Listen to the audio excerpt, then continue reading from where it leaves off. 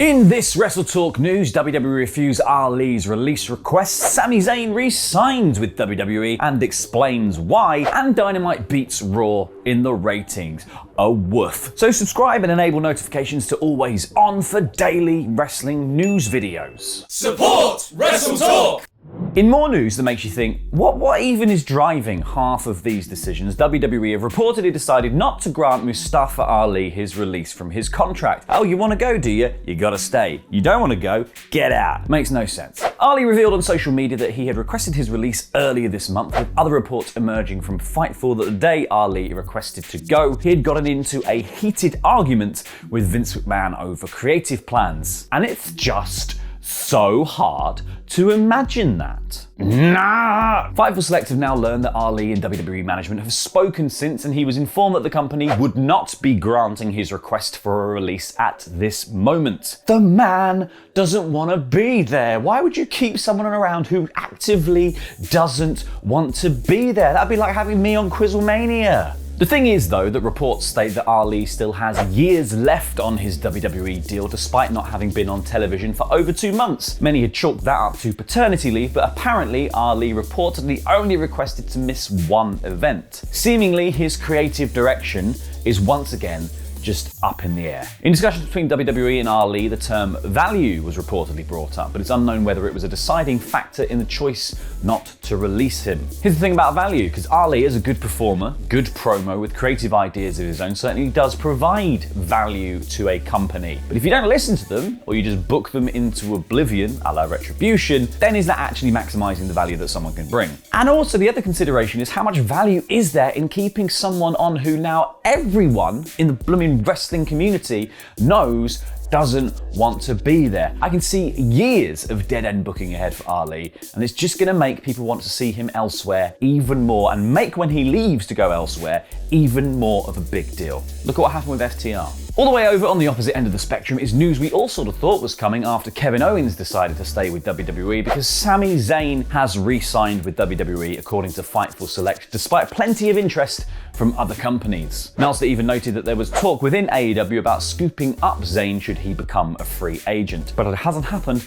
you cannot have him. Because Sami has apparently signed a new multi-year deal to stay with WWE. Some even said there was talk that he had signed before the start of the new year, but this confirmation seems to suggest it's a more recent thing. It keeps him working in the same company as real-life best buddy Kevin Owens, and likely is going to be paying a fair chunk too. Ultimately, Zayn has been quite heavily featured during the pandemic era of WWE. He found a really good groove with the whole conspiracy theorist character, and he got a good run with the IC title too, so not a huge amount to complain about. Zayn then explained why he chose to re-sign in a post on Twitter that said, "Sticking around and having fun, that's the Sami Zayn way." There's no word on just how long Sami's new contract is, but reports have emerged that several other talent have signed up to 3-year deals, including KO, so that might be some indication of that. In other news, Paul Heyman has been talking about his teaming up with Brock Lesnar once more, and the new dynamic they found since Brock returned at SummerSlam last year as a babyface. Because at the time Heyman was currently working as the side piece to the Tribal Chief, Lesnar had to be left to do the talking on his own, something he hasn't necessarily been praised for during his WWE tenure. But babyface Brock was holding his own on the mic recently, which leaves Paul Heyman with a little less to do as the Beast's avocado, which he's pretty chuffed about, telling Cassio's Cut, "Thank God, my throat was getting sore just espousing the virtues of the Beast, the Conqueror, the reigning, defending, undisputed WWE Heavyweight Champion, Brock Lesnar." So thank God he decided to pick up a microphone and do some talking. I'm tired of talking about him.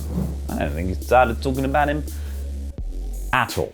Also tiring though is working on WWE's creative team by all accounts. It's the winning combination of a grueling schedule and having your work binned the day of the show. It sounds like a wonderful recipe for burnout. No thank you very much, I don't want a job. Former WWE writer Kazim Fumayidi has been talking this up with Renee Paquette, saying that ultimately working in WWE creative is a thankless job. You have no friends at creative. The only friends you have in creative are some talent, and basically just the other creative. You get all the blame when something's terrible and none of the credit when something's good. And on top of that, just kind of being in there and seeing how the soup is made really made me have so much respect for everybody that goes through those doors. He said that the first thing you notice when you walk into that room is that everybody in that room is 100 times as big a fan as you are. They have thought of every cool idea, they've thought of every opportunity, every single thing. But ultimately, those ideas don't come to fruition because, you guessed it, a lot of times we're bringing those scripts that we worked on the whole week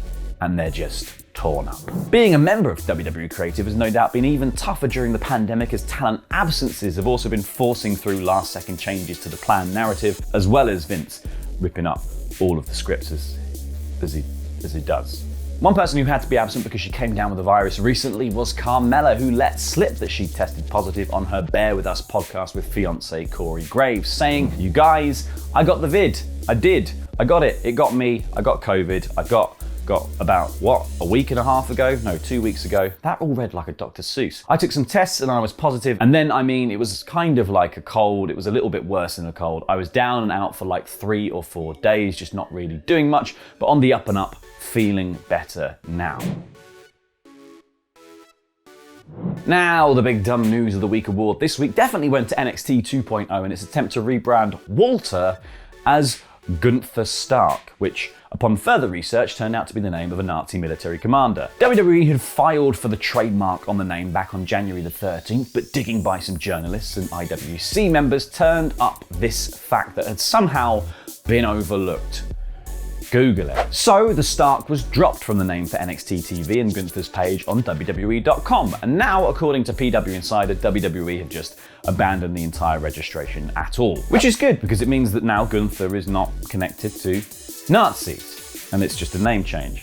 Aside from the fact that Gunther is still a member of Imperium, he still works with Bartel and Eichner, he's having the exact same presentation he had before on a show that we've already seen him on as Walter.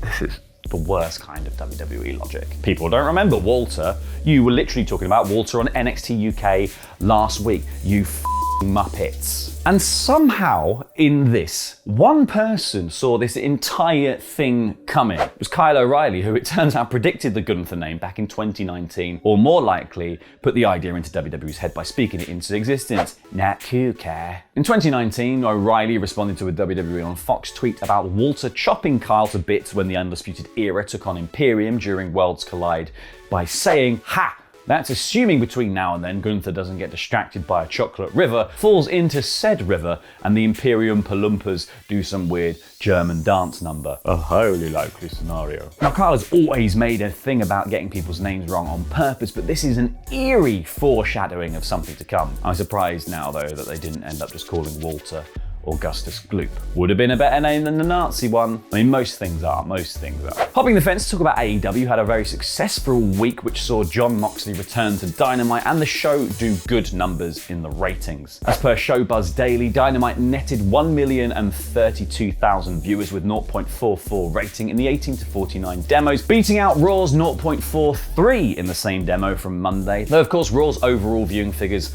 are much larger. Perhaps more impressive, though, is that AEW beat out 2 different NBA games on Wednesday night, as Dave Meltzer pointed out, saying that more impressive, AEW beat both NBA games and was #1 on cable last night. That's a big deal. The same, sadly, can't be said for NXT, which was struggling this week, only bringing in 587,000 viewers and gaining a 0.11 rating in the 18 to 49 demo. That's a show that's been specifically restructured to court that younger demographic, guys, and is doing worse than it was before. So that means it finished 50th place overall on cable, and the 0.11 rating is the lowest the show has garnered since moving to Tuesday nights on USA. Unlike recent additions to the show, no main roster talent jumped the fence to make an appearance, and the show wasn't themed as a special a la Halloween Havoc and New Year's Evil, so the only thing going on it was the fact that Walter was changing his name. So the upside is that it means less people saw Walter's name changed to Gunther and didn't notice the whole Nazi thing going on. Well, they wouldn't if Twitter didn't exist, but you know. But here's the one that's the real kicker for me. And apparently there's even been like VFX shots of this leaked online. Oh. But make of that what you will. Who knows? Patrick Stewart as Professor Xavier in the animated series Floating Yellow Wheelchair. No! I know, right? Oh, that's lit. I'm a big fan of that.